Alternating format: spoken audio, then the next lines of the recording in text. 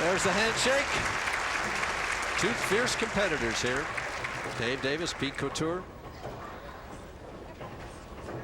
Now, one final hand slap. They weren't sure that everything was recorded there. Davis going to have more than 190 to win this match. That's the way I feel also. Pete-Couture is, I think he's the man to beat today. If he can get by this match with Davis, he'll give Handegard all he can handle. Is that a 15-pound ball that Davis saw that's hitting awful I was asking that yesterday. Last night I asked his good friend Dave Soutar while Dave Davis was in a match, because it looked to me like the ball wasn't finishing very strongly, and he said no, it's a 16. So I guess it is a 16-pounder. First look at Pete-Couture. He's a little bit high, got away from him. Pete hasn't been on television since 1986, so it's been a while. And it's going to take him a couple of frames to get used to those cameras and the lights and the huge crowd we have here at the bowling stadium. And once he gets relaxed, I expect him to be pretty tough. Cross lane at the 610 here with a nice shiny ball so it won't hook. All right. Pete bowling in just his second senior event, and he has a chance to win the biggest prize money of the whole year. Well, he was pretty fortunate. You know, I talked to Pete earlier, and he said he feels very lucky. You know, he just turned 50, made him eligible for the senior tour. And while we're talking about that, look at Jack Mordini, who is the group executive and does just about everything you can get done for the ABC. If you want it done, ask Jack. That's right. He oversees the tournament operations here at the World Congress Championships, and that's a long, hard job.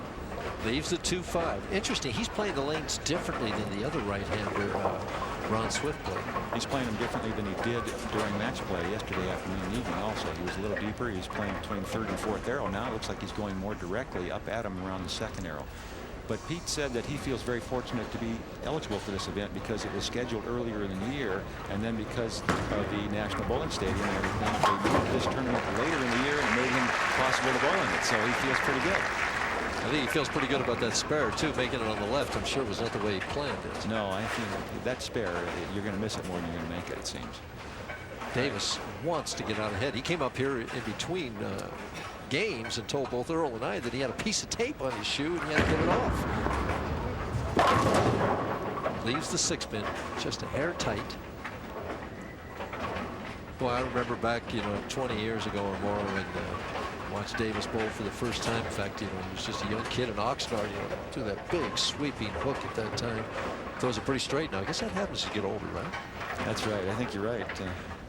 To you, anyway. I still throw that big sweeping. Right. Knocks down the 6-pin. Me and Jerry Hale, we throw those big hits. Jerry Hale is our statistician tonight. Dave wiping that dressing off the ball. Don't want to get any of that on your fingers or your thumb, especially the thumb. Feel of bowling ball, all important. Definitely.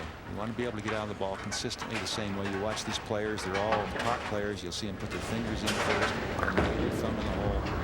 So you come off the thumb very cleanly and they can lift with the fingers like that and get that strike. Both players using 5 steps here. Couture kind of carrying on a running conversation with somebody. I'm not sure. Skip Hintz is probably who it is. That's who he works for down in Titusville, Florida. Not a very good average for the TV pair, 193, but that was yesterday. Today's a new day.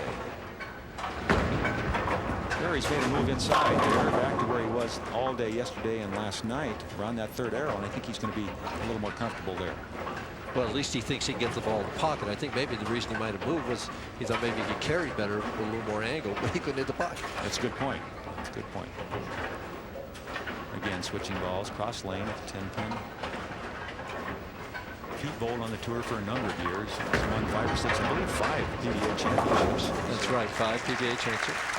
There's Mike Connor, I guess the retiring PBA commissioner. Oh, is that true? I wasn't aware of that. So he's going to retire. Again at the end of the calendar year. Didn't he just retire a few years ago from Firestone? He's already been with the PBA 4 years, so I mean, time flies. See if he moves in on this left lane too as Davis looks the other way. He's moved his feet, so it looks to me like he's in, yeah, definitely around third arrow. A lot of ball speed there. Kept it on line. That's a great shot. Much better reaction right there. You can see the ball just grips the lane there. Interesting to see how Handegard plays the lanes when he comes on. It will be, because John likes to go pretty down and in. He's kind of a what we call a straight shooter. He doesn't like to hook the ball a lot. He likes to keep it in play, and he very seldom misses the pocket. Davis trying for the first double of the match. Oh, nice little break off the wall there. Looks like he changed the ball speed. I don't think he moved on the lane or on the approach there to change his angle, but looks like he picked up the ball speed a little bit after leaving the 6 pin on lane 26 last time up, and he's still struggling a little bit with his shoe there. It looks like maybe there might be some residue from the glue that was on that tape that he stepped on and got on the heel of his sliding shoe. Well, I'm sure he tried to clean that as clean as he could. Sometimes when you clean it off, that rubber heel, you rough up the heel a little bit, and that makes for a little bit of friction also. It doesn't look like it's bothering his release.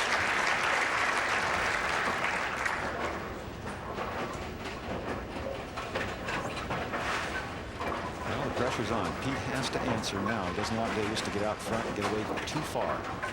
Yeah, he's down 23. He's got to keep him within reach.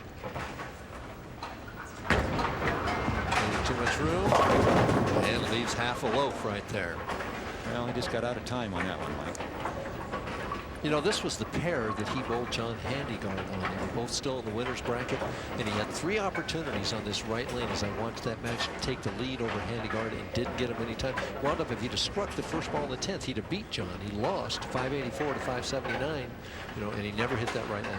Well, this is a tough spare here. There's a lot of ways to miss it and very few ways to make it. Crossing over, and he chopped it. And you talked about how easy it is to miss. Earlier, I talked to Pete about him turning 50 and some of his goals that he had for his first year on the senior tour. Well, Mike, I've been looking forward to this for 5 years, and actually 5 years ago my goal was to win another PBA event before I became a senior. I was unable to do that, so hopefully I'll have to just settle for a senior title. That would be real nice today. Well, he's going to have to recoup and come from way back as he leaves a tickling 7 pin right there. Davis just cruising along. Right now he's in front by 35 pins, and that's if Pete makes a 7 pin, which should give him no trouble. This has been the hardest spare for the right-handers, it seems. Anything on the left side of the lane, the ball wants to hook away from it. But to go down the middle, it wants to skid. And he covered it quite well. No trouble. Pete-Couture trailing in our semifinal match. Dave Davis in the lead. We'll be back to find out how it all comes out right after these messages.